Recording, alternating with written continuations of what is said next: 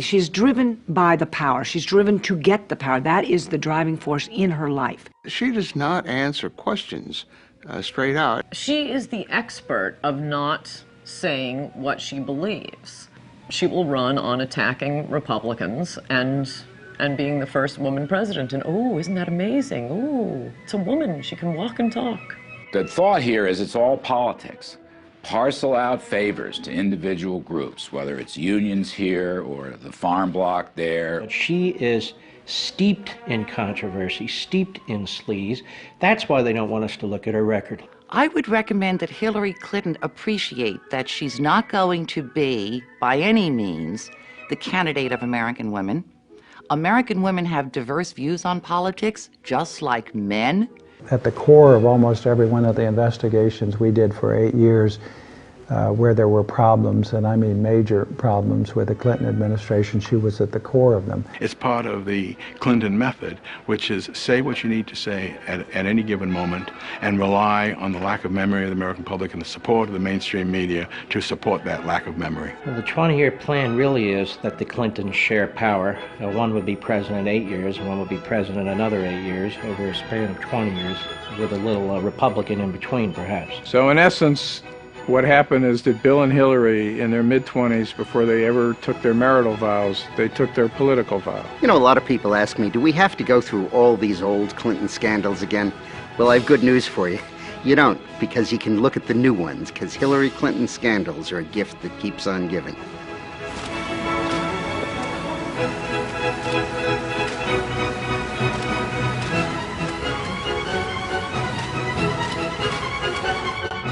Ruthless, vindictive, Mendacious, venal, sneaky. ideological, intolerant. Liar is a good one. Scares the hell out of me. Looks good in a pantsuit.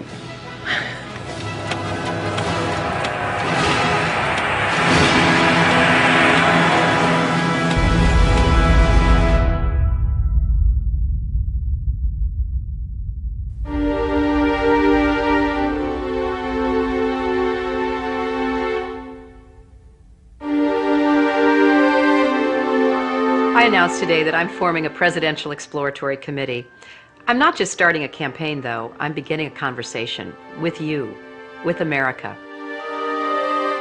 So let's talk, let's chat, let's start a dialogue about your ideas and mine.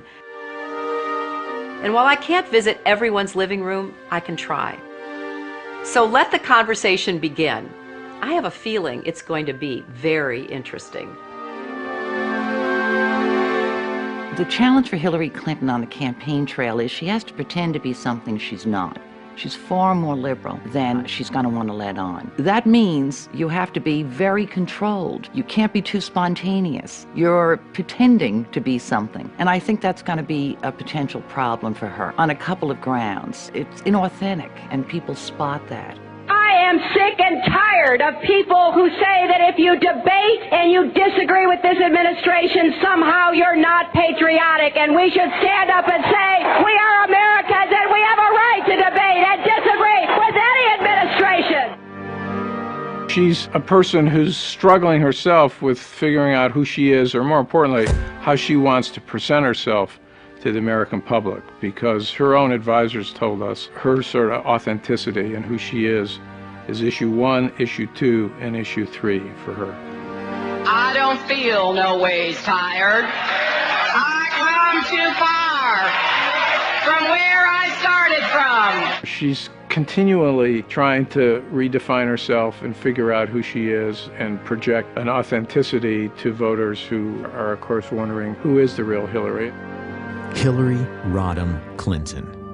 Could she become the first female president in the history of the United States? Her name is known by nearly every American, but who she really is remains largely a mystery. Hillary Clinton points to her time in the White House as a large part of her qualification for the job as president. But most of the news media has conveniently forgotten that her time as First Lady was mired in controversy. The core of the controversy is how truthful Mrs. Clinton has been in answering questions, sometimes under oath, about Whitewater and other matters. She was the first lady to come under criminal investigation. In both Little Rock and Washington, D.C., she was plagued by numerous scandals.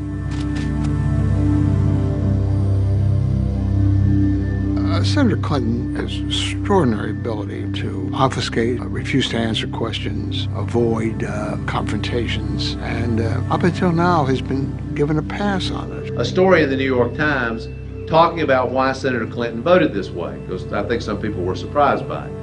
And her advisor said that she voted yes because she was moving from primary mode to general election mode. Primary mode versus general election mode? How about tell the truth mode? How about we say the same thing in the primary that we say in the general election? We know that Hillary's an insecure person. Secure people don't lie. They don't lie inveterately the way she does. What drives Hillary now is power. She very much is interested in gaining power. She considers herself to be a special person. She has a lot of arrogance, a spirit of superiority about her, and this is the driving force in her life, is to gain and acquire and maintain power.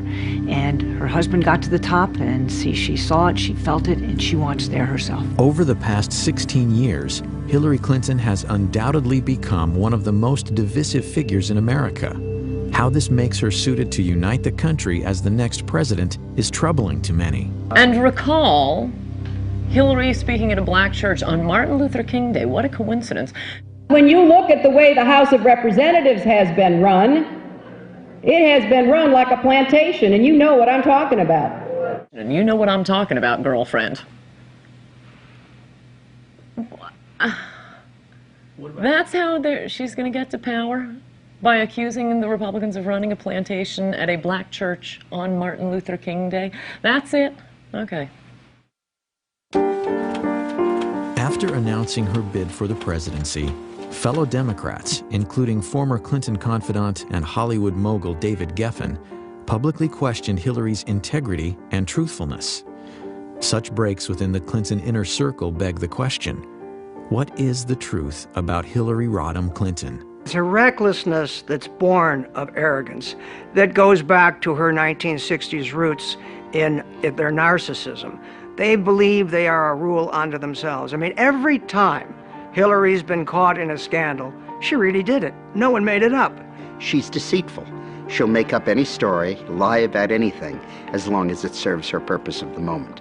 And the American people are going to catch on to it. So who is the real Hillary Clinton? Is she a brilliant trailblazer poised to make history as the first female president? Or is she ruthless, cunning, dishonest, willing to do anything for power?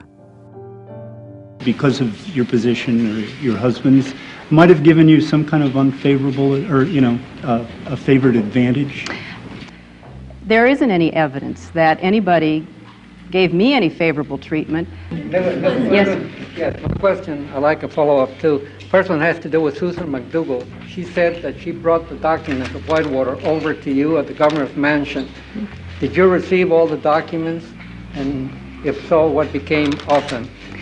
Every document that we have obtained has been turned over to the special counsel, no matter where it came from. Mrs. Clinton, can you tell us what you know about stories about shredding of Whitewater documents down in Arkansas? Nothing. At the gubernatorial mansion? Oh, that didn't happen, and I know nothing about any other such stories. You know nothing about documents relating to Whitewater ever shredded anywhere that you know about or authorized or didn't authorize? Absolutely not.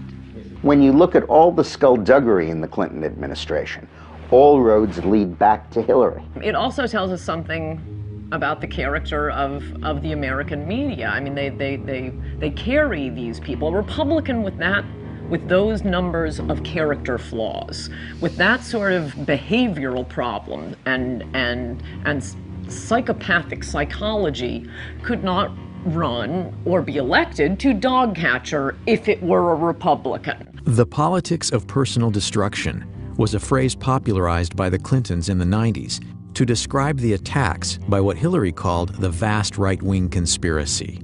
But is she actually more familiar with practicing that fine art than being its victim. They have been the masters of the politics of personal destruction, and then they use the well-known trick of accusing your opponents of your own malfeasance. So they accuse conservatives of speaking honestly about the ethical shortcomings of the Clintons, while they in fact speak dishonestly about the integrity of their opponents. And that has been a bellwether, and it has done destruction to people who they've encountered. Even people in the Democratic Party will acknowledge the Clintons are particularly ruthless and particularly aggressive when it comes to campaigns. They war room. This is a military metaphor for the campaign the Clintons invented regarding instant responses, that no matter what the validity of a charge, you don't explain the charge, you don't apologize for the charge, you don't admit any error, you automatically attack the integrity or the motivations of the other side. There are any number of things in the Clintons' political history that is worth recalling before you go in to vote for, potentially, for a Clinton, in this case, a Hillary Clinton. And it's a small example, but a telling one. When they turned on the travel office, where you had career civil servants doing a great job providing the travel service for the president and his staff, and they wanted to get a lackey friend in, they could have fired the guy in charge, but they accused him of a crime. They tried to ruin his life in order to be able to get him out and get their lackeys in. When the Clintons moved to 1600 Pennsylvania Avenue in 1993, White House veteran Billy Dale was the director of the travel office. Dale had faithfully served 7 previous presidents, starting with John F. Kennedy in 1961. But Dale, who had actually voted for Clinton for president, would soon discover that business under the Clintons would not be business as usual. We knew that we were in for a rougher transition because we had heard stories from Secret Service agents who had gone to Little Rock for a 2-week stay down there. And the stories that some of the agents would come back and tell us, that we just knew that it was going to be different. We didn't realize how different it was going to be. The new administration is free to fire anybody that they want to, but traditionally that does not happen. On the day of Clinton's inauguration, Wednesday, January 20th, 1993, Billy Dale got a call from an unknown woman indicating that Catherine Cornelius, the 24-year-old third cousin of President Clinton, would soon be working in the travel office. And I got to know who Catherine Cornelius was. She went to work in David Watkins' office, answering phones, but she never let up in her demands to take over the travel office. In the meantime, I get a telephone call from a gentleman in Ohio, and he wants to know how he can get in on some of the White House charter business. And I said, that's what I do. I arrange the charters. And he said, I know, but he says, we can make some money here. If I had made arrangements with that gentleman, I speculate that things would have been very different than as they turned out. That call was from Darnell Martins, a partner of Clinton's close friends and Hollywood producers Harry and Linda Bloodworth Thomason in a travel agency called TRM. When Congress investigated, they learned Harry Thomason had multiple conversations with First Lady Hillary Clinton about taking over the White House charters. At that time, I didn't even know who Harry Thomason was, but we have since learned that Catherine was reporting to him and he was reporting to the First Lady Hillary Clinton. As Dale says, every new president has the right to hire new travel office staff, even though no president had done so for over 30 years. But not only was Billy Dale fired, along with 6 other travel office staff members, he was also locked out of his office. But that was only the beginning. And I got accused of embezzling $14,000 that I couldn't account for because the logs were missing. At the same time, D.D. Myers is in the press room briefing the White House press corps, telling them that we were being fired for criminal misconduct and the FBI was being called in to conduct a criminal investigation. I think that they wanted to make it look like they were doing it because there was corruption over there so nobody would criticize them, because the media liked Billy Dale and the people there. Gary Aldrich was an FBI agent for 26 years, the last 5 as an agent responsible for background checks on White House staff. Recall that the FBI had conducted investigations of all of these men and had determined that they were qualified to work in the White House and that they were honest individuals. I conducted some of those investigations. Billy Dale was humiliated and was accused of serious wrongdoing to the degree that they conduct a federal grand jury investigation and an indictment of him. I had dedicated 32 years of my life to this job and served faithfully to Democrats and Republicans alike. The experience was a major event in my career because it taught me that powerful politicians can misuse law enforcement authority almost whimsically. And because it was the First Lady ordering the investigation, well then charges have to be found. That scared me. That was different from my experience in the FBI of 26 years. I thought if we have reached the level where a politician can get irritated with somebody and cause them to maybe end up in federal prison, we've got a serious problem. The White House Travel Office affair became known as Travelgate. When Dale's legal bills to defend himself were estimated to run as much as $750,000, he considered a plea deal, a fine of $69,000, and a brief jail sentence. Blanche and I had been married for 38 years at that time. I decided that I would have to sell my home. Could I ask her to give up everything that we had worked for? The plea bargain seemed just that, a bargain in order to save himself and his family from the unending ordeal. But when Dale was informed he would not be able to proclaim his innocence, he realized he couldn't bargain with the truth. In the meantime, during this year, I got a notice from the IRS that I was being audited. For the next 30 months, Dale was investigated. His son and daughter were also subpoenaed. I remember Vicki, our oldest daughter, telling her mother that if I was found guilty, and maybe we better start over. You were sent to jail. Something you...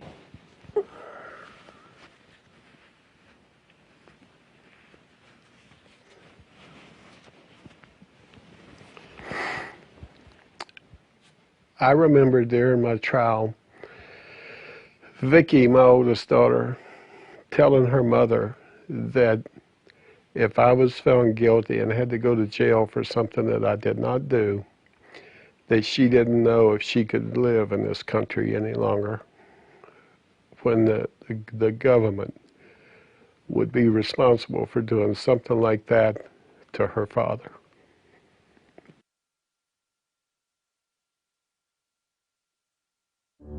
When the case went to trial in the fall of 1995, a procession of White House journalists volunteered to serve as character witnesses for Dale, including Brit Hume and Sam Donaldson. The press at the time, I think, ought to remind people that I testified at Billy Dale's trial as a character witness for him. The jury needed less than 2 hours to reach a verdict. And the jury came in and they found me not guilty on all counts. I laid my head down on the desk in front of me and cried. Ultimately, the Office of the Independent Counsel's final report on the Travel Office firings found that Mrs. Clinton's sworn testimony was factually inaccurate. Hillary Clinton was more powerful as a First Lady than any First Lady that had been in the White House that I knew of. Until I have learned that she was involved with it more than Bill was. Bill just wiped his hands of it and just would let her handle it. That's an example of the cynicism and the ruthlessness of the Clintons. And at the time, I think a lot of people thought that Hillary had at least as much to do with that as Bill did. What she did to the travel office, I mean, in a way, that is the most illustrative scandal because it was such an Evita Peron act of maliciousness toward these ordinary people. This guy running the travel office all these years, I'm getting them out, getting my rich Hollywood friends in. It's not even the most illegal thing they did, but it is the most contemptible thing they did. Billy Dale wasn't the only victim of what some would allege to be Hillary Clinton's brutal and corrupt political machine. I would say the most important thing I would study is her conduct as First Lady, not as Senator. And her lack of sensitivity to civil liberties, of privacy, using the Internal Revenue Service, her hostility to opponents, her hardness, her meanness. The Clinton administration, almost from its first day, started using the IRS as a threat. I know a lot of tax lawyers, and they said the odds of someone like Paula Jones with her income being audited by the IRS is like being struck by lightning twice. Others would claim that using the IRS to harass political enemies was a Clinton White House specialty, one reminiscent of the strong arm of Richard Nixon. They're both very smart, very politically ruthless, very hardworking, great work habits. Some of them not complimentary, very cynical, willing to do things that are beyond the pale of proper conduct. Proper conduct would not include using private investigators to intimidate. Those allegations come from several women involved with Bill Clinton, including Jennifer Flowers, Elizabeth Ward Grayson, Paula Jones, and Kathleen Willey. The scare tactics, being followed, being audited by the IRS, their homes broken into. I mean, where does it end? Clinton supporter and campaign worker Kathleen Willey was a White House volunteer who alleges that President Clinton sexually assaulted her during a meeting in the private study off the Oval Office in November of 1993. I kept thinking to myself, what in the hell is he doing? That's what I kept thinking, and which sounds silly at the time, but I was getting embarrassed for him. If that's just, this is just not proper. You have to remember, this was at the time when there was a lot of speculation about his womanizing, and I was the loyal Democrat, and I would not allow myself to believe that that was true. I just thought it was all just rumor. Willey believes that Hillary Clinton was well aware of the tactics used by the Clinton White House to intimidate perceived enemies. Willey says 2 days before she was set to testify against President Clinton in the Paula Jones sexual harassment case, a stranger confronted her. We passed, and he stopped, and he said, "Hey, Kathleen, did you ever find your cat?" And then he said, rather ominously, "Yeah, that bullseye was a really nice cat." And that's what I thought, that something else was going on here. He stood back and he said, "You're just not getting the message, are you?" The Clinton attack machine immediately targeted Willey. However, there are corroborating witnesses. Jared Stern, a former Marine, later told congressional investigators he was hired to investigate Kathleen Willey during a clandestine nighttime meeting. It was late at night. He called me, asked me to meet him here in this parking garage. I met him, said he had something very important to discuss. I talked to him about it, discussed the tasking, and then I left to carry it out. Stern declines to discuss what he was hired to do. But Stern has admitted he was so uneasy about it that he called Willey, using an alias. I made a telephone call to Miss Willey. I left a message on her answering service indicating that I'd try again the next day. And he left a message for me saying, "Be careful, that there were people out to get me." Jared Stern is a first-hand witness to what the Clintons are doing, have done, and are doing to these women. The Clintons are a unit. They share a zeal for power and a willingness to engage in any and all threat-neutralizing strategies. Legality be damned. No one will ever say what happened to Kathleen Willey was an anomaly. That MO can be seen throughout the Clintons' political lives. It is consistent. Willey says her car was vandalized, her house broken into, and a cat's skull was left on her porch. Today, she still lives in fear. And I don't understand how any woman in this country could vote for a woman who does that to other people, who sets out to destroy and ruin these women who have crossed paths with Bill Clinton. They're power hungry. They stop at nothing. They stop at nothing. If you put me to work for you, I'll work to lift people up, not push them down. I finally parted company with Hillary Clinton when I saw how she was using private detectives to investigate the women who were linked to her husband. Not to change him, not to reform him, not to make him a better person, but to cow the women into silence so that he could get elected president. I do not want that woman controlling the IRS or the DEA or the NSA or the FBI or the CIA. Not in a democracy, I don't. I mean, think of what it says about Hillary Clinton, that she was willing to put up with his open philandering with anything in a skirt who wanders before his eyesight, all for the power.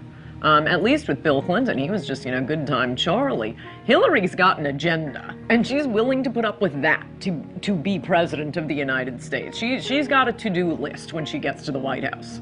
Hillary Clinton's Machiavellian behavior, her tendency to manipulate, deceive, and destroy for personal gain, is nothing new.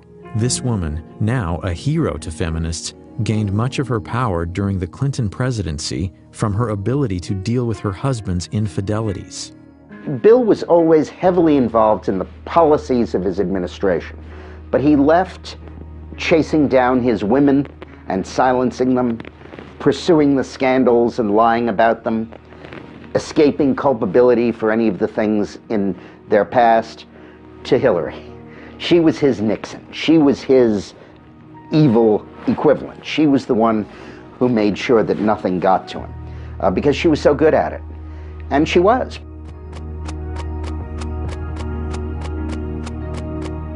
Hillary's mastery of the black arts of attack politics is often skillfully cloaked in layers of deniability. But when she needs money, as all candidates do, her imprudence bewilders even her most loyal supporters. The pattern is a familiar one. Huge amounts of money are raised from political insiders, lobbyists, and special interest groups, and questions follow. In the summer of 2007, Hillary was forced to return nearly $900,000 from fundraiser Norman Shue, who is now under indictment for running a Ponzi scheme. During the White House years, it was the dirty money of a cast of characters that included Johnny Chung and Charlie Tree, both convicted of illegal campaign fundraising. I think it was Johnny Chung that said the White House was like a subway turnstile. You put the money in and you got in. And if his tokens were very large, of course. There's evidence that he collected money from a Chinese intelligence officer, and they were trying to influence our elections to gain access to decision-making powers in the United States so they would bend U.S. policy towards China. The campaign finance scandals were so extensive, 120 people either fled the country to avoid being interrogated by investigators, pled the Fifth Amendment, or otherwise avoided questions. 14 guilty pleas came out of that. This is really stunning. And it's stunning to me how the media will give her a pass and how the media pretends none of these things happen. And they accept the Hillary operatives line, which is, well, that's old news. Everybody knows about it. Let's move on. Okay, we move on. Now they're laundering money through Chinese dishwashers in Chinatown in New York. I'm a little surprised somebody in the campaign didn't flag that down and say, dishwashers, maximum contribution, or $1,000. Let's look into that a little bit. The Los Angeles Times looked into it and found that they couldn't find something like a third of these Chinatown contributors, and that they found other people who said they had no idea that they had made contributions. It looks like a clear case that somebody committed fundraising law violations, and the Clinton campaign at the least did not do due diligence to try and track that down. One case in particular highlights Hillary's hypocrisy and startling recklessness when it comes to raising illegal campaign contributions. Though most of the news media has ignored it, Hillary was directly involved in what has been called the biggest campaign finance fraud in the history of the United States. It is a story with all the elements of a bestseller: cash, cons, and Hollywood stars. And it was all caught on tape. Few businessmen have seen the career heights and depths of Peter F. Paul. I've been fortunate to spend time with some of the world's most celebrated figures of the 20th century. One of my idols was Salvador Dali. He had a big influence on the way that I directed my life. In the early 1980s, Paul, a Miami lawyer with a past criminal record, including convictions for cocaine possession and fraud, headed to Hollywood for a fresh start as a promoter and producer. After doing various projects in Hollywood, I decided after meeting a fellow who was a out-of-work model that there was an opportunity for me to prove that I could cultivate a media icon. Within 18 months, I had him on the cover of People magazine. Ultimately, it led to my first meeting with the Clintons, with Hillary Clinton, actually.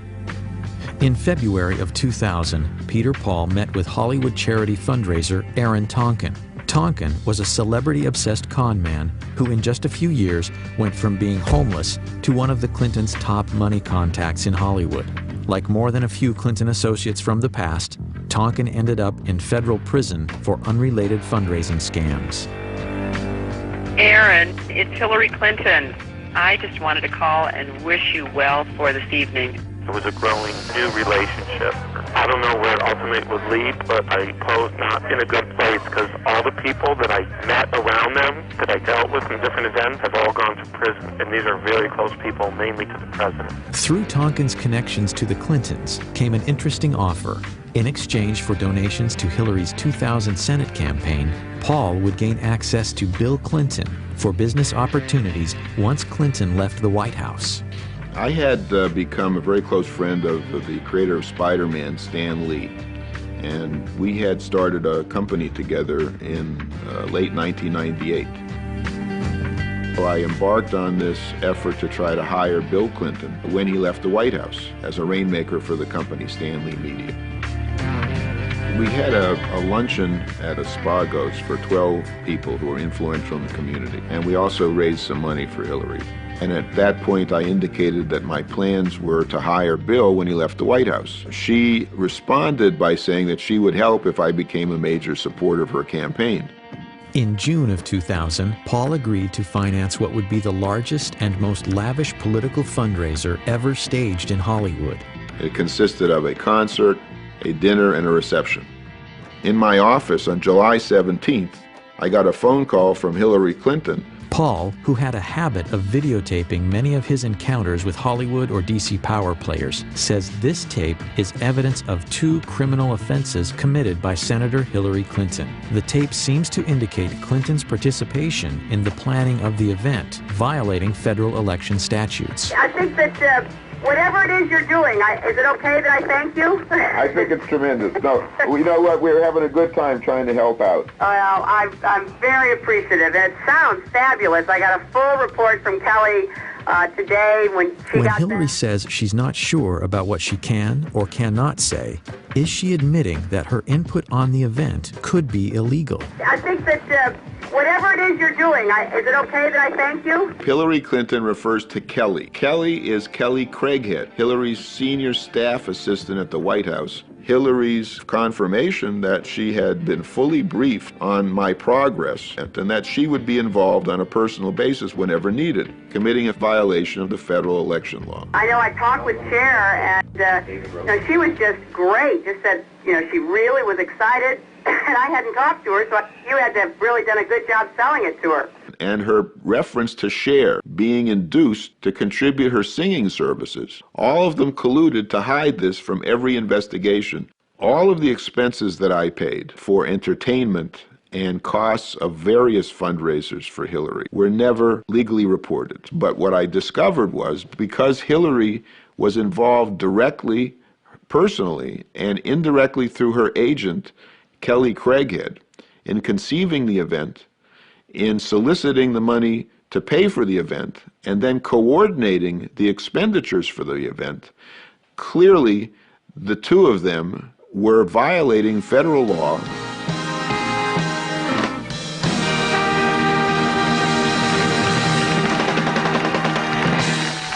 Ladies and gentlemen, the chairman of Stan Lee Media, Stan Lee. I just want to welcome you all to the Hollywood salute to President William Jefferson Clinton.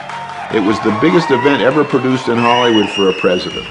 Muhammad Ali, John Travolta, Brad Pitt, Shirley MacLaine, the Steenburgen, Gregory Peck, Cher, Diana Ross, Patti LaBelle, Toni Braxton, Melissa Etheridge, Sugar Ray, Michael Bolton, Paul Anka. We had over 100 stars. The entire leadership of the Democratic Party was there, and it was a magical evening.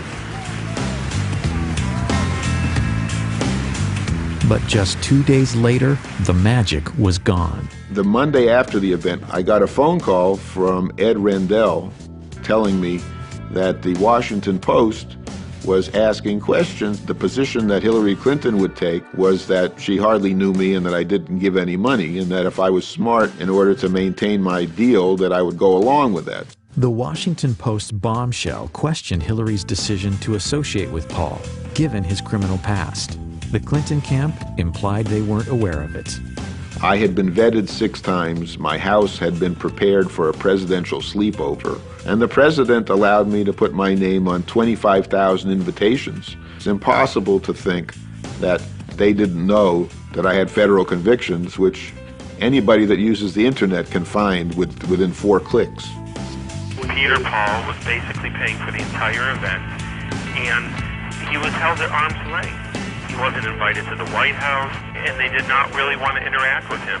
And it never really dawned on me, because I really didn't understand those part of politics and how it works, that they do a vetting process. Amazingly, the Clintons continued to solicit money from Paul, even after publicly distancing themselves from their newfound friend.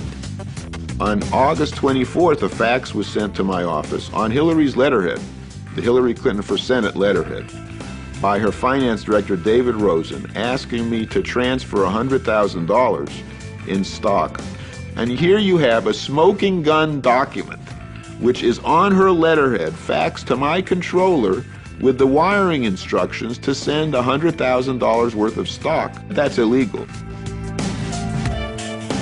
When I became Hillary's biggest donor, no one made any reference to concerns about my credibility, my truthfulness, or my ability to honestly do business. You know, Hillary has no problems with me as long as I'm writing checks. From there, the Paul case takes twists and turns no screenwriter could imagine. Stan Lee Media collapses. Paul is indicted on 2 felonies in connection with trading of Stan Lee Media stock. He's arrested in Brazil by Interpol and languishes 2.5 years in a Brazilian hellhole of a prison awaiting extradition. She's never called me a liar, and she's never said that my allegations are false. What she has sworn to is that she can't remember some conversations that we had in detail. I'm not asking anybody to like me or to trust me or even to believe me. I'm asking people to look at the record that is undisputed and to come to their own conclusions regarding the suitability of Hillary Clinton to acquire the highest office in this country. June 9, 2000, did you discuss with Hillary Clinton supporting her campaign in exchange for President Clinton helping you in your business concerns? Yes. Did Hillary Clinton pledge President Clinton's support for your business interests? Yes. August 13, 2000, at Barbra Streisand's home, did you talk with Hillary Clinton about supporting her campaign provided President Clinton help you with your business interests? Yes. I've been analyzing polygraphs since 1995. I attended the Department of Defense Polygraph Institute. I would say Mr. Paul has been truthful in his answering the questions concerning the issues administered in the polygraph. It was the most lavish affair of all. But her campaign said that it cost $400,000, not $1.1 million, so that they could use the other $700,000 for the campaign and use it to buy advertisements. Now the question is, did Hillary know it was a mistake? Of course she did. Number one, she was there and she knew it couldn't have only cost $400,000. Number two, she frequently urged Peter Paul to hold down the expenditures for it. Number three, after the forms were filed with the FEC, Peter Paul told her they were inaccurate, and Hillary continued to file inaccurate forms. And finally, the FEC investigated it and concluded it did cost $1.1 million. I want to thank Stan Lee and Peter Paul and Aaron Tonkin for their extraordinary hard work and leadership on this. The Clinton campaign ultimately paid $35,000 in fines for having underreported the cost of the gala. Aaron Tonkin says both Senator Clinton and her finance director, David Rosen, knew of his illegal financing schemes, including how he reimbursed celebrities who donated to Hillary's Senate campaign. They wrote a check where I told them to write it, the Senate 2000 from the invitation they received, and then I reimbursed them either 1 or 2,000, depending if 1 or 2 people came. I told her National Finance Director, David Rosen, and he just said, don't tell me anything like that. And I told the FBI. Is it possible that the senator from New York and former First Lady, the most experienced of all the candidates, was completely unaware of her finance director's dealings? Peter Paul awaits sentencing for securities fraud. He vows to spend the rest of his life trying to expose what he characterizes as Hillary's chronic pattern of corruption. Well, I think that, like William Safire said in the New York Times, Hillary's a congenital liar. Even David Geffen, who was a supporter of hers, commented on her facility with lying. So if she can do this as publicly and in such a gross and unvarnished way, then imagine if she got additional power in the White House and what she would do with that. I can't think of any other politician in history who has shown such a disrespect and a contempt for the Constitution and the rule of law as Hillary. And I represented Richard Nixon's best friend, and I knew Richard Nixon. And I'll tell you something, she's no Richard Nixon, she's worse.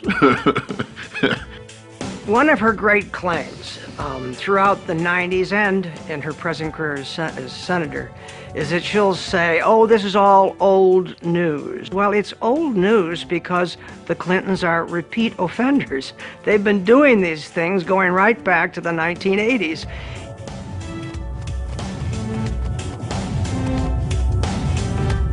As a senator, Hillary Clinton has basically done nothing of note. She's not been a leader in national security. She's not been a leader on economic issues. She's not been a leader on anything.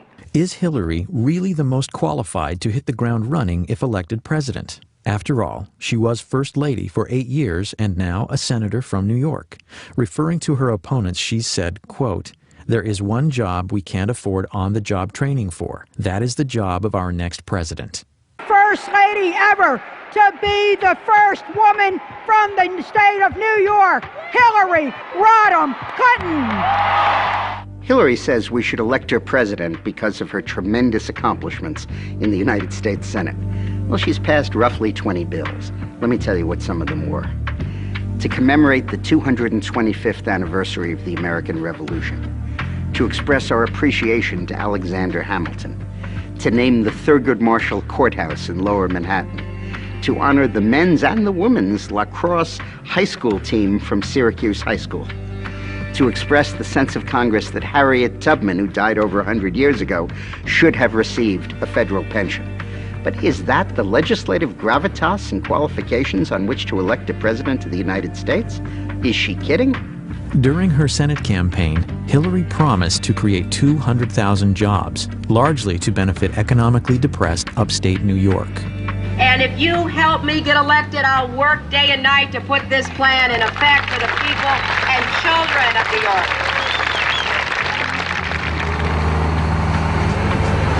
I'm Marshall Brown. I'm the owner-operator at GMB Farm. I grew up here with my father, but we sold out in 1985, and I started back up in 1987. I milked cows every day of my life for 20 years.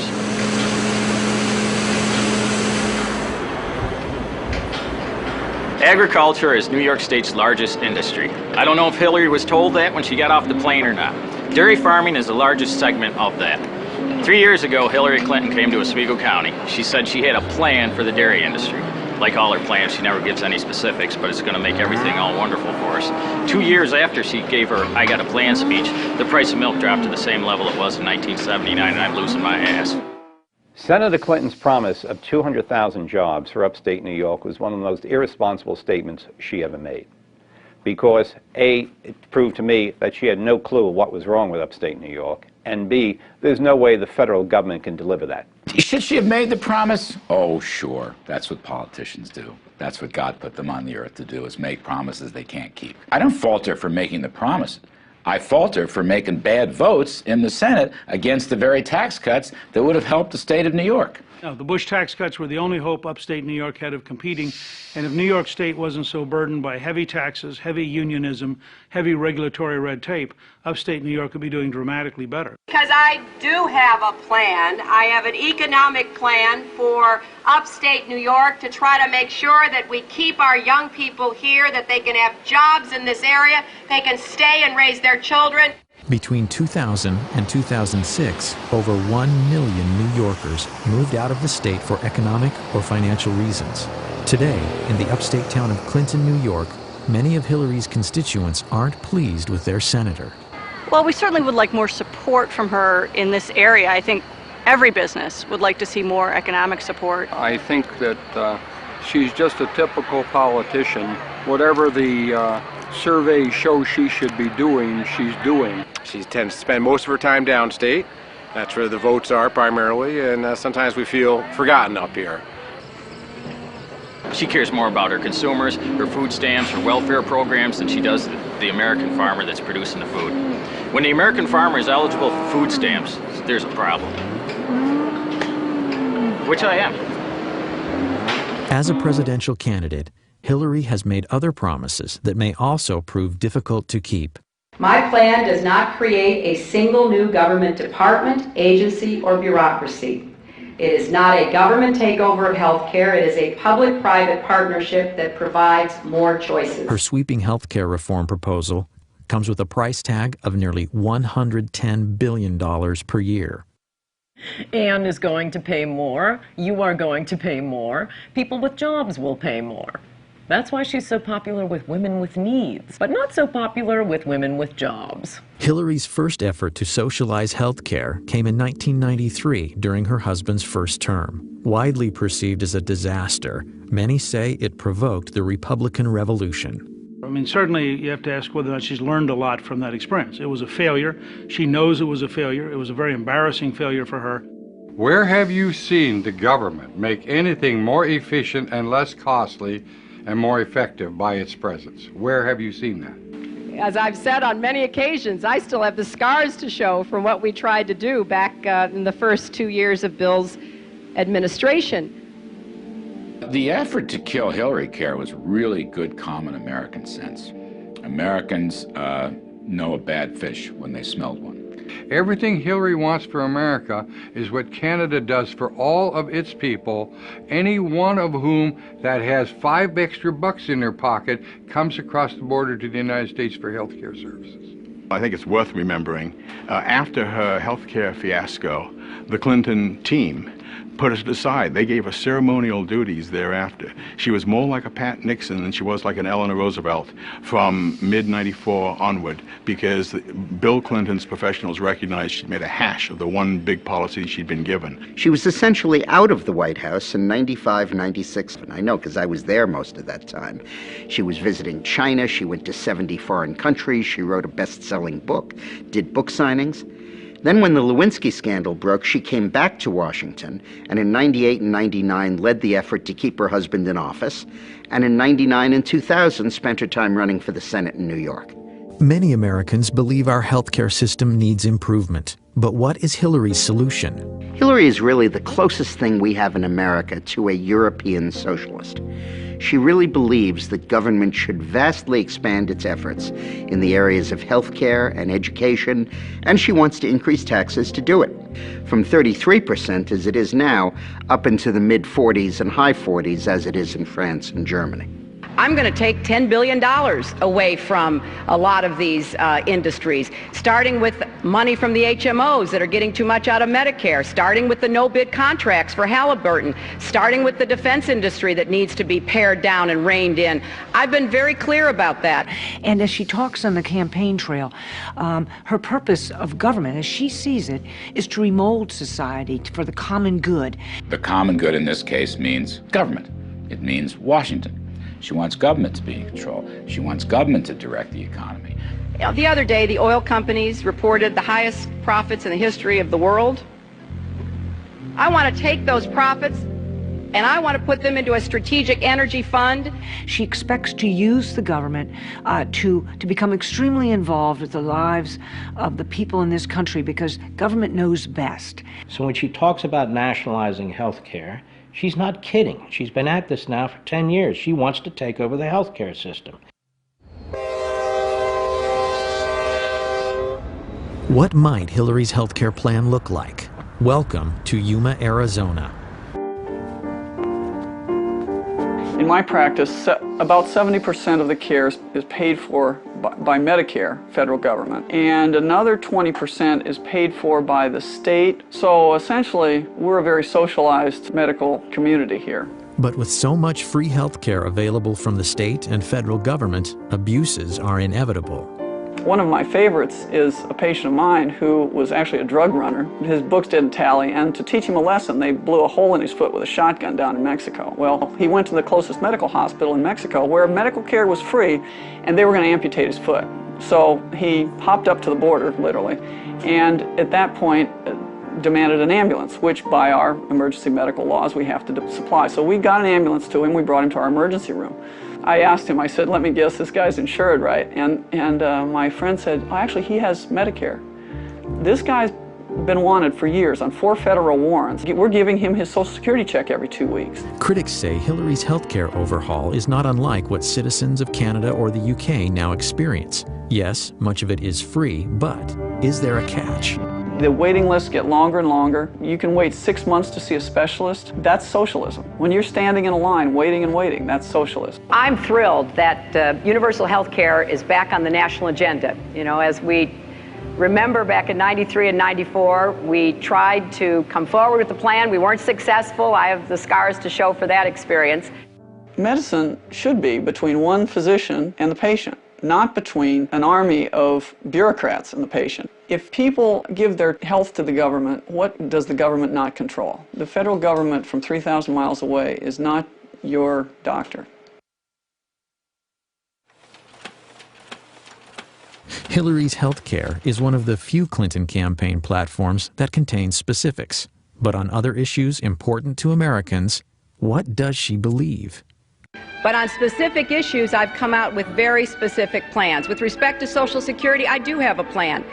But personally, I am not going to be advocating any specific fix until I am seriously approaching fiscal responsibility. Do you, the New York Senator Hillary Clinton, support the New York governor's plan to give illegal immigrants a driver's license? I did not say that it should be done, but I certainly recognize why Governor Spitzer is trying to do it. No. You said yes. No. You thought it made sense to do it. No, I didn't, Chris. It makes a lot of sense. What is the governor supposed to do? Do I think this is the best thing for any governor to do? No. Obviously, she hadn't been coached on. And if she's not coached, she's, despite the fact that she's intelligent, she is so insecure and so loathes the give and take of real politics that she just seizes up. And she sure seized up when those questions were asked her. You know, finally, for the first time, everyone talks about, well, Hillary talks about how, oh, they were so mean to her, they were so mean to her. All that happened in that debate was that, I think it was Tim Russert in that debate, engaged in the old journalistic practice of the follow-up question. That's all it took, and, you know, all hell breaks loose because Hillary's asked to actually tell us what your position is. You know, it raises the question, can you withstand the criticism in the way that any president has to? Because there's going to be a lot of it for any president at any time, even the most propitious times. And if you're going to whine about people complaining about you, that doesn't suggest presidential stature or character. I can support the president. I can support an action against Saddam Hussein because I think it's in the long-term interests of our national security. If I had been president in 2003, I never would have started this war. And if it is still going on when I am president in 2009, I will end it. I was one who supported giving President Bush the authority, if necessary, to use force against Saddam Hussein. I believe that that was the right vote. If I had been president in October of 2002, I would have never asked for authority to divert our attention from Afghanistan to Iraq, and I certainly would never have started this war. So it is with conviction that I support this resolution as being in the best interests of our nation, and it is a vote that says clearly to Saddam Hussein, this is your last chance. Disarm or be disarmed. I stand for ending the war in Iraq, bringing our troops home. We're going to have troops remaining there guarding our embassy. We may have a continuing training mission, and we may have a mission against al-Qaeda in Iraq. There's one Hillary who says, I'm going to bring the troops home right away when I'm elected president. Another Hillary who says, I'm going to keep troops in Iraq indefinitely. One of these two women is lying. I think she did that as long as she thought that it was still politically advantageous to support the war effort. Once 2006 kicked in and the war became quite unpopular, at least for a while, then she started moving to the anti-war position, reversing her positions which she held only months before. Not because her heart was full of pacifistic leftist tendencies, because she thought it was the politically expedient way to go. Flip-flopping on a driver's license is one thing, but words do matter, particularly when they impact the lives of our soldiers and their families. He loved being a Marine. He looked me square in the eye and he just said to me, he said, Dad,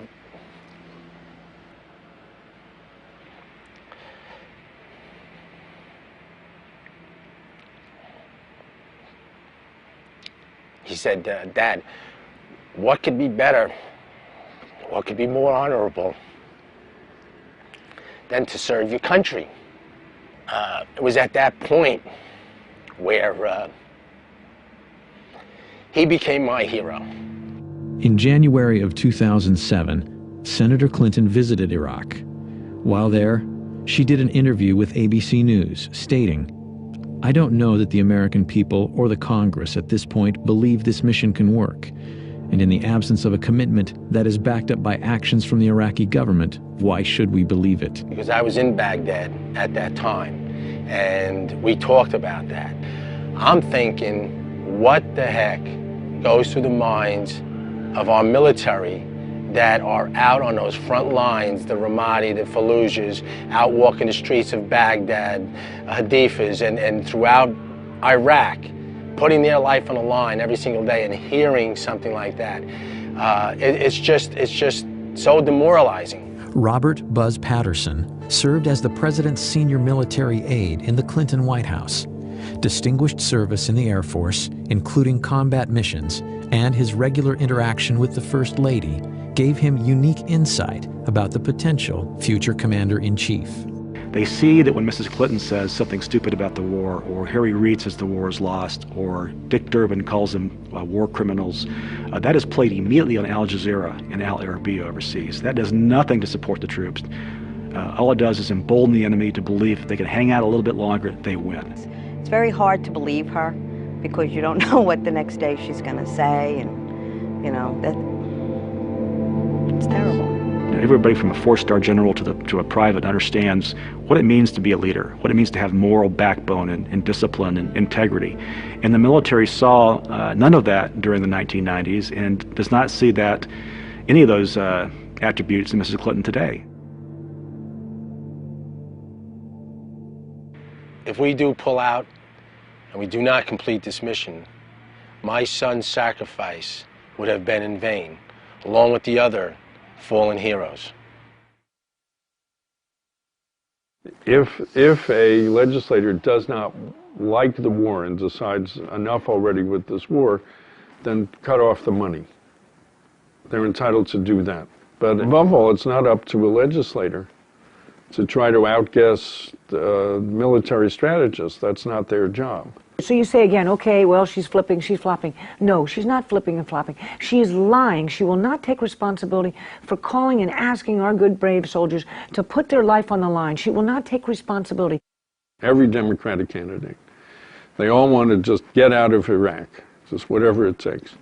When the fact of the matter is that you can't have good security in Iraq until you've dealt with, at a minimum, Syria and Iran, because they're the ones who are arming, training, and running a lot of these terrorists. The war on terror isn't the only issue where Hillary is trying to have it both ways. When it's politically expedient, Hillary campaigns on her husband's presidency. But when the polls say otherwise, she abandons their record. But she can be selective in terms of, cherry picking and making determinations that she's now suddenly the face of foreign policy, that she, shaped economic policy, except for the stuff that didn't work out, in which case that was somebody else's problem or somebody else's fault. Ladies and gentlemen, you have just heard a stunning illustration of my real campaign slogan. Buy one, get one free. This is as much about Bill Clinton as it is Hillary Clinton. I mean, for purposes of this election, it's one and the same. Buzz Patterson carried the nuclear football for President Clinton. While serving in the Clinton White House, he learned firsthand about the former First Lady's qualifications. When she was moving them around the White House hallways and corridors, the edict was for us to avoid eye contact with her so as to preclude her from making exchanges like good morning, good afternoon, and therefore those of us that worked in and around herself and her husband would oftentimes dive into open office ways or doorways to avoid her stare. Well, I saw her vent on her husband many, many times. In one particular situation, we were at a fundraiser. As we entered the elevator to go to the top floor of this hotel, Mrs. Clinton lit into her husband with every profane four-letter word you've ever heard in your life, and as a military guy, I've heard them all. Anger really took me by surprise, how vicious it was and how profane it was, and then of course, we got to the top floor of the elevator, of the hotel, and the elevator opened. They were holding hands and smiling and waving like they could turn it on and off in a heartbeat. Both Clintons are well aware the war on terror could be the key issue in Hillary's run for the presidency. Both have been quick to fault the Bush administration for failing to prevent the 9/11 attacks, while absolving the Clinton White House of any missed opportunities. There were many times, 8 to 10 that I'm aware of, in the 1990s, that we either had a chance as a country to capture bin Laden or to kill him, 8 to 10. And every time we had a viable opportunity, Clinton chose not to pull the trigger. And I'm certain that if my husband and his national security team had been shown a classified report entitled Bin Laden Determined to Attack Inside the United States, he would have taken it more seriously than history suggests it was taken by our current president and his national security team. Patterson says that's laughable. He says President Clinton was briefed by multiple U.S. intelligence agencies of al-Qaeda plans to attack the United States. We knew about the potential. Nick specifically pointed to the possibility of using hijacked airliners into the Pentagon, CIA headquarters, and it also talked about New York City. Cyrus Nowrasteh is the award-winning writer-producer of the ABC miniseries The Path to 9/11. Though his movie takes aim at both the Clinton and Bush administrations in the days and years prior to 9/11, Nowrasteh says he and his film were targeted by the Clinton machine. There was a huge coordinated campaign to discredit the movie and me and get Disney ABC to pull or recut the movie. In the weeks just prior to air, Nowrasteh's home address and email were posted on various pro-Clinton websites. I got death threats at my house, I got hate mail, and they set about basically trying to destroy us and stop this thing from airing.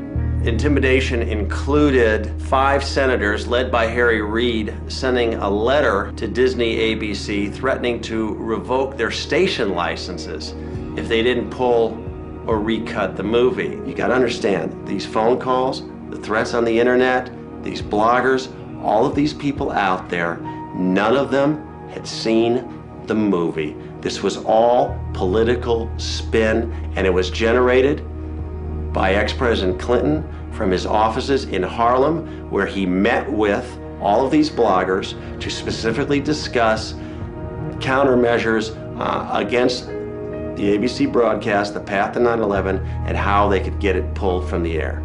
Disney ended up cutting about 3 minutes from the over 5 hours of the broadcast. So I'm going to show that to you now. They have the compound surrounded. They know where bin Laden is. Mr. Berger, is this something and what they need to do is coordinate with Washington. So they're on satellite phone communication with Sandy Berger, Richard Clark, George Tenet, et al. From Washington to basically get the final green light to go ahead with this operation. Our people are in place. Now, it's been confirmed that Osama bin Laden is in the building on the site. You are the National Security Advisor. Can't you give the order? Look, George, if you feel confident, you can present your recommendation to the president yourself. So if it all goes bad, it comes down on my head, like Janet Reno in Waco. The buck stops down the hall.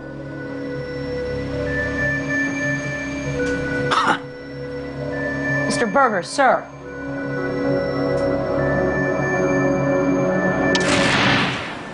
Unbelievable. Did they abort us? Yes. It's shocking that ABC would bow down to Bill Clinton on the path to 9/11. It's shocking that Bill Clinton would ask. You can't imagine Walter Mondale doing that. I don't even think you could imagine Jimmy Carter doing that. President Clinton has said he never got that close to getting Osama bin Laden. But national security experts have said on the record that the path to 9/11 was accurate. The path to 9/11 got it right. That's why they were upset. We exposed the hot button truth that they've been trying to bury for years. The $40 million project was a ratings smash with nearly 28 million viewers. It later received 7 Emmy nominations. But if you want to catch The Path to 9/11 on DVD, you can't. ABC Disney won't release it. Why would they pass up millions of dollars in DVD revenue? I think the initial attacks were really about President Clinton's legacy. However, now, a year later, with the DVD being suppressed, I think it has become about Hillary's run for the White House. All I can say is what the exec at ABC told me, which is if Hillary wasn't running, this wouldn't be a problem. Hi, Mr. Berger. How are you doing? Hello, everybody. I have just a brief statement. Last year, when I was in the archives reviewing documents, I made an honest mistake.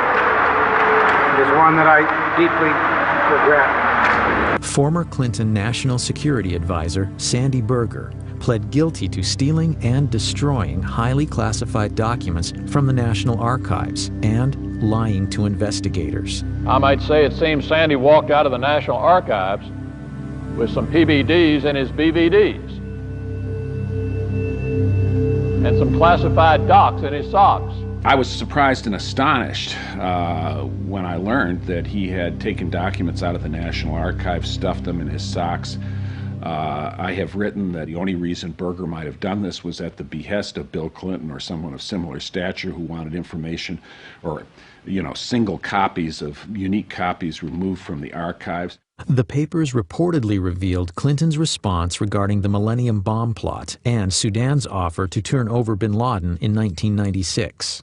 But because Sandy Berger destroyed these critical secret documents, the American people may never know the truth about these events or the Clinton administration and 9/11. The documents that he stole pertain specifically to the sequence in the miniseries that they were upset about. I believe they are criminally guilty of distorting history. There was a smoking gun in there in terms of what the Clinton administration knew about bin Laden. Sandy Berger had a mission. That mission was to go in and clean up history, clean up mistakes, destroy any evidence of error or culpability to actions that led to 9/11. He accomplished that. He basically paved the way for her to move forward and give Bill a free pass. I mean, it's that simple. Sandy Berger was fined, lost his security clearance for 3 years, and was disgraced, especially in Washington. But he has resurfaced. Reportedly, Berger is now an advisor to the presidential campaign of Hillary Rodham Clinton. It's either that he's really good at foreign policy, which I doubt, or he knows something, or they owe him, and I think that's what it is. Do I think he should be advising Hillary Clinton? I think he's a perfect candidate to advise Hillary Clinton. He's sleazy, he broke the law, he will do her bidding. He should be her chief of staff, as a matter of fact. Hillary is tough on terror as long as it's popular. But once again, the real Hillary Clinton remains a mystery. We went through all the speeches that were posted on her website, some 200 of them, and there's no speech that's about counterterrorism or talks about the threat to the homeland. Whatever Mrs. Clinton took away from the 9/11 experience is now slipping away. Or perhaps she never meant it in the first place. But as far as I know, Senator Clinton simply has not wanted to discuss with clarity and certainly with the kind of authority you would expect from a now senior member of the Senate Armed Services Committee, that we are at war with a totalitarian ideology.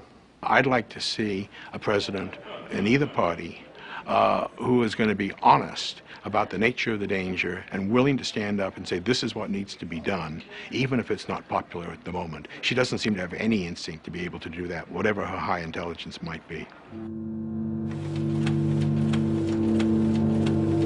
Who is the real Hillary Clinton?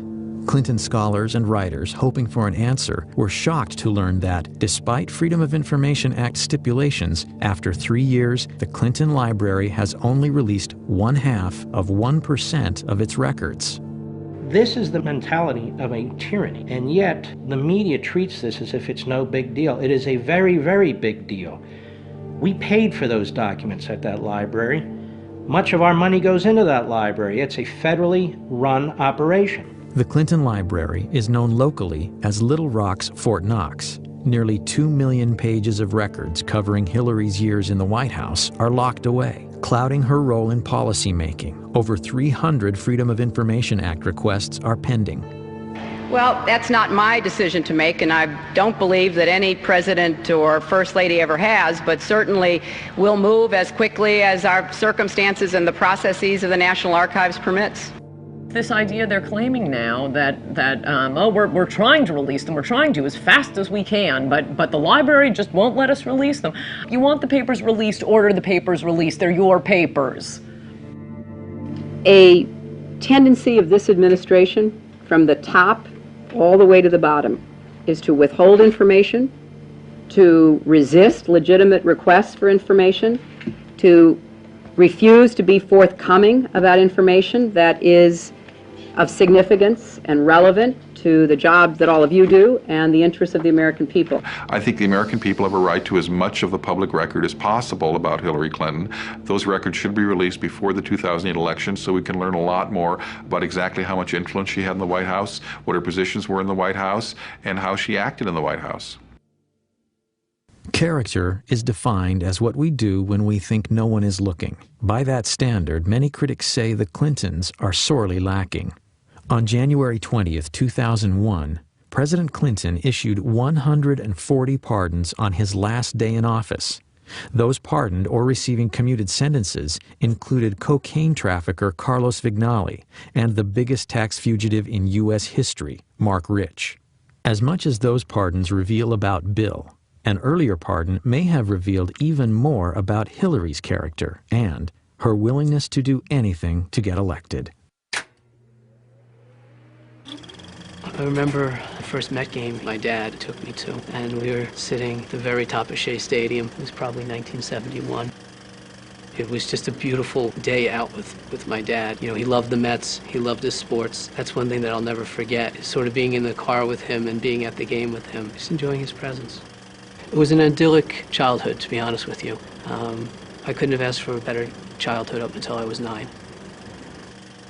My dad was a very decent, honest family man. As a matter of fact, on that day, January 24th, he was looking forward to coming home that Friday, celebrating my brother's 11th and my 9th birthdays. It was going to be a big family event for us.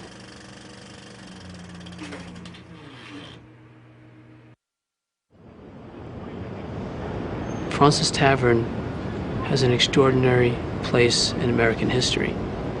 It's where the Sons of Liberty met.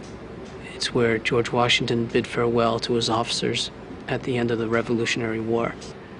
And it's also the place where Frank Connor, my father, was murdered in 1975. On January 24th, 1975, I was working as surveillance on the west side of Manhattan, and the sirens started to go off. Just an endless stream of fire trucks, police vehicles going down to the southern end of Manhattan. A short time later, turning on a radio, easy to find out that there had been a bombing at Fraunces Tavern. Nobody dreamt that this was a daytime bombing of a restaurant in New York City in the United States of America, because it simply was not the sort of thing that happened in America. The senseless bombing had been perpetrated by what was arguably the most active terrorist organization in U.S. history, the FALN. But in 1975, the FALN was a newly formed, previously unheard of organization that through deadly violence advocated complete independence for Puerto Rico. I kept hoping and thinking that maybe he's under rubble, trying to get through and there's a mistake. It really didn't happen, that he was okay. My mom says now that all she wanted to do was run. She wanted to run out the door and keep running. I remember I was a little tiny 9-year-old, and I was one of the guys that picked me up, and I was sort of punching him in the back, not knowing how to react to something like that.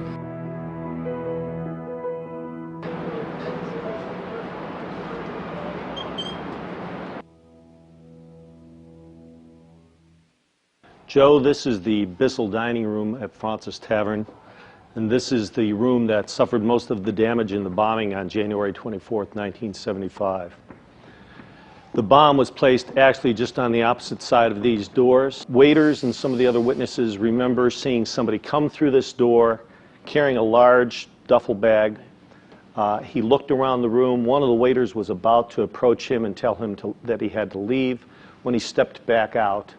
Apparently left the bomb outside. This was a typical FALN device. It was a quantity of dynamite. It included propane tanks, which was one of their trademarks in building their bombs in the early days, and a simple timer, a wristwatch altered to serve as a timer to set off the device.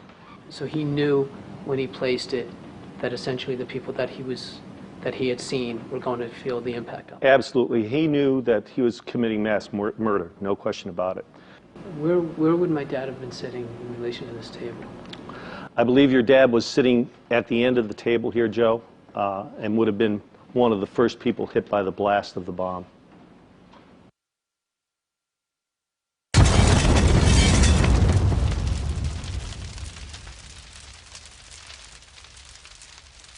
Joe, the bomb being just outside this door here, when it functioned, much of the blast came, of course, through into this room, knocking down this door, and that shock wave would have taken everything in the room and just made missiles out of it.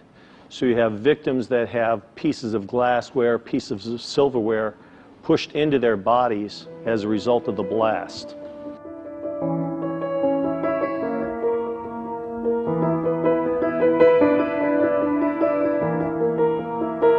Rick, do we know why they chose the time, the place, the day? The communique that they left said that they were trying to kill capitalist, imperialist pigs in Fraunces Tavern, and specifically cites Fraunces as being the target. 4 died, and more than 50 were injured. It was a typical FALN operation, one of over 130 bombings between 1974 and 1983. But on that crisp winter day at Fraunces Tavern, no one could imagine what the future held for the murderous members of the FALN. Hillary's biggest problem running for the Senate was that she wasn't a New Yorker. And how is she going to appeal to the specific ethnic groups that make up the New York State electorate? So, in September 1999, right in the middle of her Senate campaign, she was approached by City Councilman Jose Rivera, who really is a spokesman for the Hispanic community in New York, who gave her a packet urging the pardoning of the FALN terrorists. And included in the packet was a letter to Hillary asking her to use her influence on her husband to get these pardons granted. And 2 days later, they were. Freedom came today for most of the 14 Puerto Ricans who accepted President Clinton's controversial gift of clemency. 11 of them, who describe themselves as nationalists, some others describe them as terrorists, were released from federal prisons around the country. It made no sense. Not one of the incarcerated FALN terrorists had requested clemency or had expressed any remorse. In fact, Prior to that action, the Clinton administration had granted clemency in just 3 cases out of over 3,000 applications, according to the Office of the Pardon Attorney at the Justice Department. It was putting a political agenda of the Clintons above my father's life. Sandy Berger appeared on television a day or two after the pardons were granted, or after the clemency was granted, and stated that these people were not personally involved in violence. That's simply not the fact. In this case, these people were convicted of planting 36 bombs in Chicago. If that's nonviolence, then Mr. Berger's dictionary is a little bit different than mine is. The Department of Justice received a memo from the FBI saying that under no circumstances should these people be released. The President of the United States, who had access to all this information, ignored the facts of the matter. You have to ask yourself, who benefited from this besides the terrorists themselves? It's my view that have concluded the only other person that could have benefited from this was Hillary Clinton. The Senate, on a 95-2 vote, later denounced President Clinton's FALN clemency. Candidate Clinton claims she is the most experienced. Her husband claimed she was intimately involved in his administration, and yet Hillary said publicly she had, quote, no involvement in or prior knowledge of the decision. Obviously, she knew about it. Obviously, she asked Bill to do the pardons. And obviously, when she says she knows nothing about it, she's not telling the truth.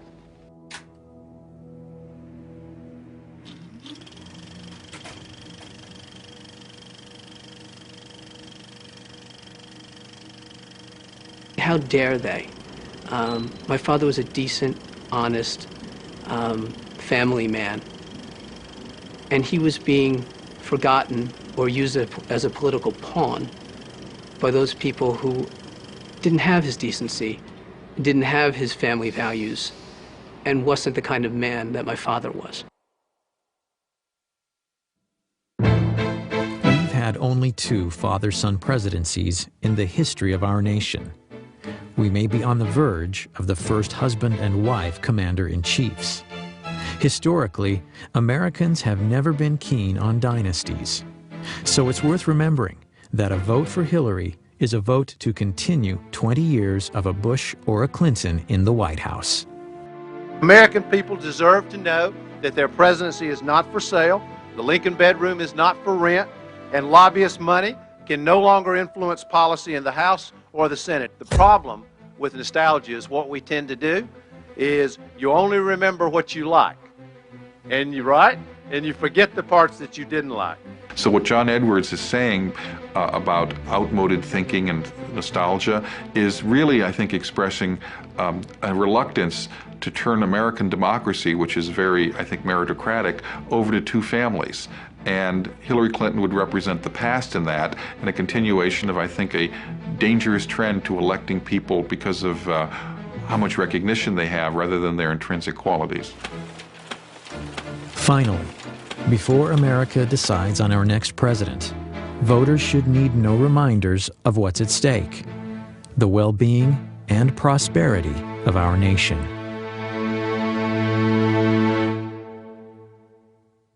We uncovered a radio show that Eleanor Roosevelt, her heroine, did in 1934. Eleanor Roosevelt was asked during the show, when will a woman become president? Her answer, when a majority of the American people have trust and confidence in the integrity of her. And that's the challenge that Hillary faces. It's been said, and I agree with it, that this is the most personal political choice that Americans make. We're very interested in their personality traits, their person that they could trust, that they would like. That's where I think Hillary Clinton as a candidate has great defects.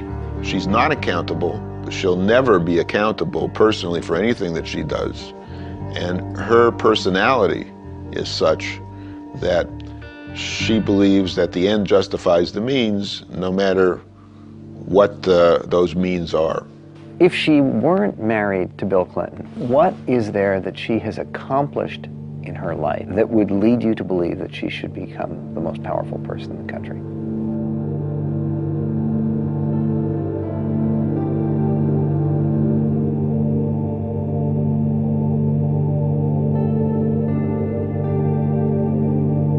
Which candidate is most likely to be able to be successful in protecting us from the threat from radical Islam? That is the central crisis of our time. if she reverts to form, Hillary Clinton will likely be in the future what she has been in the past, which is a person, a woman, a politician of the left. And I don't think that's going to be good for the security of the United States. She can't favor English as the official language of government, has said she can't favor it. 85% of the American people favor English as the official language of government. I think there are a number of big issues where you'd have a very clear contrast. She favors liberal judges. 91% of the American people favor the right to say one nation under God. The bigger this campaign is, the bigger the choice is, the more trouble she's in. What will be important, though, and this is some baggage she has to deal with, is the idea of a co-presidency, the idea that Bill Clinton will be back in the White House. Because I think when he left the White House, people had had enough. I can't imagine that Americans want to go back to the 90s and the country being dragged into this ugly, dysfunctional family drama. I certainly don't see Hillary Clinton as someone who can unify the country.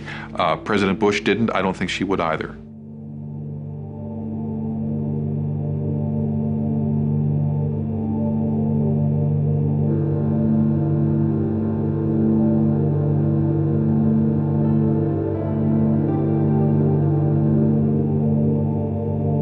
I think that we're at a very critical time in this country that requires leadership. And I can tell you, beyond a shadow of a doubt, that Hillary Clinton I know is not equipped, not qualified to be our commander-in-chief. This vote comes down to one thing: liberty. Do you believe in liberty or don't you? Economic liberty, free speech, protecting our borders, protecting our country from terrorism. The issue is liberty. You know, on January 20th, 2009, someone will stand on the steps of the Capitol and raise his or her hand to take the oath of office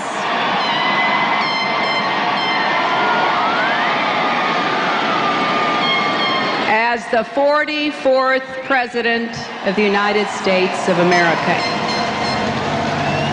We must never underestimate this woman. We must never understate her chances of winning.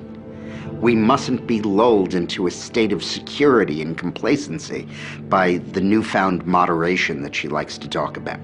And we must never forget the fundamental danger that this woman poses to every value that we hold dear. You see, I know her.